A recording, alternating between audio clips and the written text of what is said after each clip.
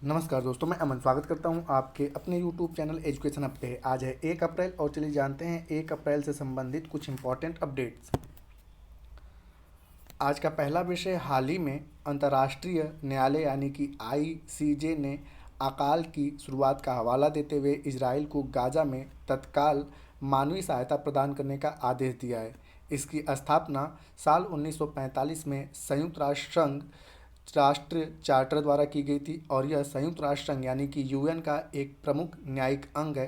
अंतर्राष्ट्रीय न्यायालय यानी कि ICJ की दो आधिकारिक भाषाएं क्या है? ऑप्शन है आपका स्पेनिश और फ्रेंच, या अंग्रेजी और चीनी, या अंग्रेजी और फ्रेंच, या अरबी और रूसी। तो यहाँ पे हम बात करते हैं ICJ यानी कि अंतर्राष्ट्रीय न्यायालय की। जैसा कि यहाँ बताया गया है कि इसकी स्थापना जून साल 1945 में की गई थी और इसकी जो आधिकारिक भाषा है वो है अंग्रेजी और फ्रेंच। तो आपका सही आंसर होता है सी। एक्सप्लेन में जान लेते हैं यहाँ पर। तो यहाँ पे है कि हाल ही में अंतर्राष्ट्रीय न्यायालय यानी कि ICJ ने अकाल की शुरुआत का हवाला देते हुए इजराइल को गाजा में तत्काल मानव सहायता प्रदान करने का आदेश दिया। अंतर्राष्ट्रीय न्यायालय संयुक्त राष्ट्र चार्टर द्वारा जून साल 1945 में स्थापित किया गया और संयुक्त राष्ट्र यानी कि UN का यह एक प्रमुख न्यायिक अंग है। इसे अप्रैल साल 1946 में कार्य करना शुरू किया और इससे आमतौर पर विश्व न्यायालय के रूप में भी जाना जाता है। यह राज्यों के बीच कानूनी विवादों को हल करता है तथा अधिकृत संयुक्त राष्ट्र निकाय और विशेष एजेंसियों द्वारा संदर्भित कानूनी प्रश्नों पर सलाहकार राय भी प्रदान करता है। यह संयुक्त राष्ट्र महासभा और सुरक्षा परिषद द्वारा 9 साल के कार्यकाल के लिए चुने गए 15 न्यायाधीशों से बना है एवं ICJ अपने सदस्यों के बीच भौगोलिक प्रतिनिधित्व सुनिश्चित करता है। अंतर्राष्ट्रीय न्यायालय की आधिकारिक भाषा फ्रेंच और अंग्रेजी है। अगला विषय आपका कि हाल ही में इस देश ने निचले सदन में समलैंगिक विवाह को वैध बनाने के लिए कानून को मंजूरी दे दी है। संभवतः यह समलैंगिक विवाह को वैध बनाने वाला दक्षिण पूर्व एशिया का पहला और तीसरा एशियाई देश बन गया है।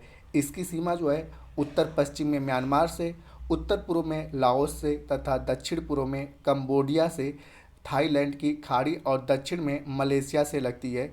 इस देश का सबसे ऊंचा स्थान दोई इथानोन है। आगे कह रहा है कि जो पूरी व्याख्या की गई है यह किस देश की व्याख्या है? ऑप्शन है थाईलैंड, या ब्रुनोई, या तिमोर लेस्ते, या सिंगापुर। तो ये जो पूरी व्याख्या है वो थाईलैंड की है। तो आपका सही आंसर होता है ए। एक्सप्लेन में जानते हैं। तो हाल ही में थाईलैंड के निचले सदन ने समलैंगिक विवाह को वैध बनाने के लिए कानून की मंजूरी दे दी है। संभवतः यह समलैंगिक विवाह को वैध बनाने वाला दक्षिण पूर्व एशिया का पहला और पूरा एशिया का दक्षिण पूर्व एशिया का पहला और पूरे एशिया में यह तीसरा देश बन गया है। थाईलैंड दक्षिण पूर्व एशिया में स्थित एक देश है और इसकी राजधानी बैंकॉक है। थाईलैंड की सीमाएं जो है उत्तर पश्चिम में, अगर बात करें हम उत्तर पश्चिम की, तो इस डायरेक्शन में जो है वह आपका लाओस है और उत्तर पूर्व में कंबोडिया है। आगे की अगर हम बात करें तो यहाँ पर जो है थाईलैंड जो है खाड़ी और मलेशियाई अंडमान सागर से लगती है इसकी सीमा, और इसमें अंडमान सागर और थाईलैंड की खाड़ी में फुकेत, को समुई, को फीफी और को ताओ जैसे कई द्वीप हैं। थाईलैंड का सबसे जो ऊंचा स्थान है उसका नाम दोई इथानोन है, जो देश की उत्तरी भाग में चियांग माई प्रांत में स्थित है। थाईलैंड की प्रमुख नदियों में चाओ फ्राया, मेकोंग, माइक्लोंग, नॉन और पिग शामिल है। अगला विषय, हाल ही में साल 2024 का एबल पुरस्कार माइकल टैला ग्रैंड को संभाव्यता सिद्धांत और कार्यरत नामक विश्लेषण में उनके उत्कृष्ट कार्य के लिए प्रदान किया गया है। एबल पुरस्कार जो है वह किस क्षेत्र में दिया जाता है? ऑप्शन है भौतिकी में, रसायन में, गणित में, या अर्थशास्त्र में। तो बात करते हैं एबल पुरस्कार की। तो एबल पुरस्कार जो है वह गणित के क्षेत्र में दिया जाता है। तो सही आंसर होता है सी। एक्सप्लेन में जानते हैं। तो हाल ही में गणितीय भौतिकी और सांख्यिकी में महत्वपूर्ण अनुप्रयोगों के साथ संभाव्यता सिद्धांत और कार्यात्मक विश्लेषण में उत्कृष्ट कार्य के लिए फ्रांसीसी गणितज्ञ माइकल टैला ग्रेट को साल 2024 का एबल पुरस्कार प्रदान किया गया है। एबल पुरस्कार गणित के लिए एक प्रतिष्ठित पुरस्कार है जो अभूतपूर्व वैज्ञानिकों की उपलब्धि को मान्यता देता है। यह नॉर्वे के राजा द्वारा प्रतिवर्ष एक या एक से अधिक उत्कृष्ट गणितज्ञों को प्रदान किया जाता है।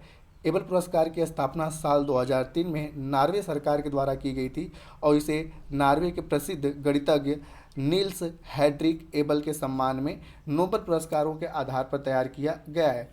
प्राप्तकर्ताओं को 9 मिलियन नॉर्वेजियन क्रोन यानी कि भारतीय मुद्रा की बात करें तो लगभग 7 करोड़ रुपए नगद दिया जाता है, जो इसे गणित में सबसे प्रतिष्ठित पुरस्कारों में एक बनाता है।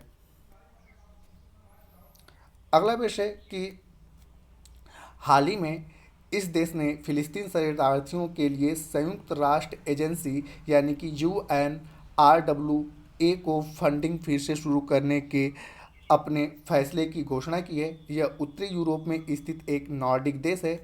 इस देश की सीमा उत्तर में नॉर्वे से, पूर्व में रूस से, दक्षिण में फिनलैंड की खाड़ी तथा दक्षिण पश्चिम में बोथानिया की खाड़ी और उत्तर पश्चिम में स्वीडन और दक्षिण में बाल्टिक सागर से लगती है। उपयुक्त व्याख्या किस देश का किया जा रहा है? तो यहाँ पे हम बात करते हैं ऑप्शन है डेनमार्क की या यूनाइटेड किंगडम की या जर्मनी की या फिनलैंड की। तो यह जो व्याख्या है वह फिनलैंड की है, तो आपका सही आंसर होता है डी। एक्सप्लेन में जानते हैं यहाँ पर। तो हाल ही में फिनलैंड ने फिलिस्तीन शरणार्थियों के लिए संयुक्त राष्ट्र एजेंसी यानी कि UNRWA को फंडिंग फिर से शुरू करने के अपने फैसले की घोषणा की है। फिनलैंड उत्तरी यूरोप में स्थित एक नॉर्डिक देश है और फिनलैंड की सीमा उत्तर में नॉर्वे से, पूर्व में रूस से, फिनलैंड की खाड़ी दक्षिण में है और बोथानिया की खाड़ी दक्षिण पश्चिम में है और स्वीडन जो है इसके उत्तरी पश्चिमी सीमा पर स्थित है और बाल्टिक सागर इसके दक्षिण और दक्षिणी पश्चिमी सीमा से लगता है।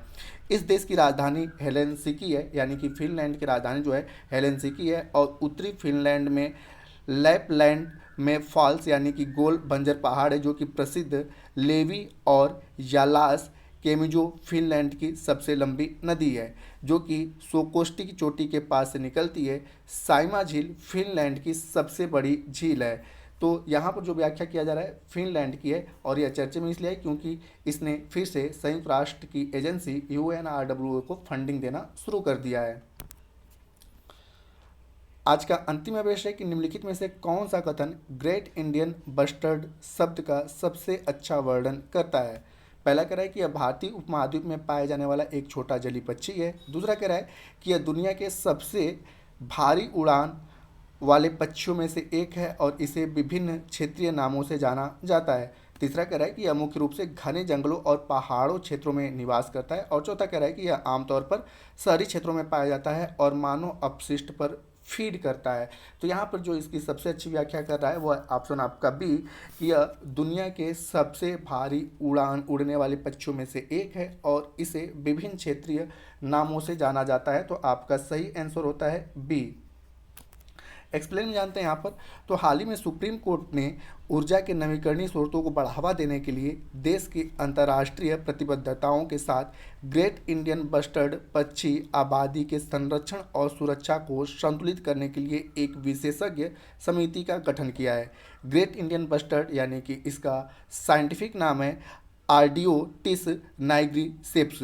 इसका साइंटिफिक नाम है आर्डियोटिस नाइग्रिसेप्स। भारतीय उपमहाद्वीप का मूल निवास एक बड़ा स्थलीय पक्षी है। यह दुनिया के सबसे भारी उड़ान वाले पक्षियों में से एक है और इसे कई नामों से जाना जाता है जिसमें मालथोक, येरभूत, घोरादा, गोंडवाना शामिल है। विशेष रूप से गुजरात और राजस्थान में इसके मुख्य आवासों में उच्च शक्ति ओवरहेड विद्युत लाइनों के साथ लगने टकराव के कारण इनकी मृत्यु का एक महत्वपूर्ण कारण बना है। ग्रेट इंडियन बस्टर्ड IUCN के अनुसार गंभीर रूप से संकटग्रस्त और वन्यजीव संरक्षण अधिनियम 1972 के अनुसूची 1 के तहत संरक्षित किया गया है। तो दोस्तों ये थे आज के करंट अफेयर्स के अपडेट। अब समय पिछले सेशन में पूछे गए प्रश्न का उत्तर देने का। तो पिछले सेशन में आपसे पूछा गया था कि माइक्रोसॉफ्ट ने किसे विंडोज और सरफेस दोनों का नया प्रमुख नियुक्त किया है। तो जिसका सही उत्तर था पवन दाऊलूरी। तो जिन्होंने भी सही उत्तर दिया उनके लिए बधाई। अब समय है आज के प्रश्न का। तो आज का प्रश्न है कि हाल ही में इस देश के निचले सदन ने समलैंगिक विवाह को वैध बनाने के लिए कानून को मंजूरी दे दी है। संभवतः समलैंगिक विवाह को वैध बनाने वाला यह दक्षिण पूर्व एशिया का पहला एशिया का तीसरा देश बन गया है। इसकी सीमाएं उत्तर पश्चिम में म्यांमार से, उत्तर पूर्व में लाओस से और दक्षिण पूर्व में कंबोडिया से लगती है। थाईलैंड की खाड़ी और दक्षिण में मलेशिया से लगती है। इस देश का जो सबसे ऊंचा स्थान है उसका नाम है दोई इथानोन। तो इनमें किसकी व्याख्या किया जा रहा है? तो ऑप्शन है थाईलैंड, ब्रुनोई, तिमोर लेस्ते या सिंगापुर। तो आप इसका आंसर हमें कमेंट बॉक्स में दे सकते हैं।